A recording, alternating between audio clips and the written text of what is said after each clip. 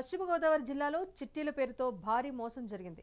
భీమవరం మండలం తోకతిప్ప గ్రామానికి చెందిన పొన్నాల వీర వెంకటరమణ సుమారు 12 సంవత్సరాల నుంచి చిట్టీలు కట్టించుకుంటూ ఉన్నాడు. అలా అనేక గ్రామాల్లో అతనికి తెలిసిన వాళ్ళ దగ్గర నుంచి చిట్టీలు కట్టించుకుని ఉండేవాడు. ఇలా చిట్టీలు కట్టిన వారు సుమారు 150 మందికి పైగా ఉన్నారు. అయితే మొత్తంగా 5 కోట్ల రూపాయల వరకు చిట్టి డబ్బులు వసూలు చేసి పరారయ్యాడు. విషయం తెలుసుకున్న బాధితులు పోలీసులను ఆశ్రయించి న్యాయం చేయాలంటూ వేడుకుంటున్నారు. దీంతో పోలీసులు కేసు నమోదు చేసి నిందితుడి కోసం గాలిస్తున్నారు.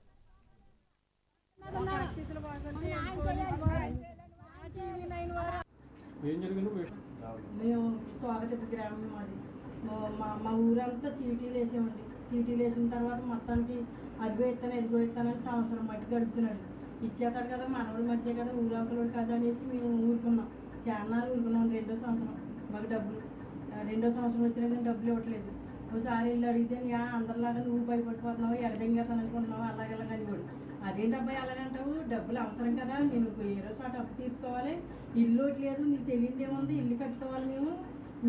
నా కొడుకేమో ఎక్కడ ఉన్నాడో, నా మొగుడేమో మాటలు రానుడు చేసి నీకు డబ్బులు ఇచ్చాను కదా, ఇలా చేస్తున్నావు, ఇలా చెబుతావేంటి అబ్బాయి అంటేనా ఆ తర్వాత మాట్లాడతాను ఫోన్ ఎట్టేసి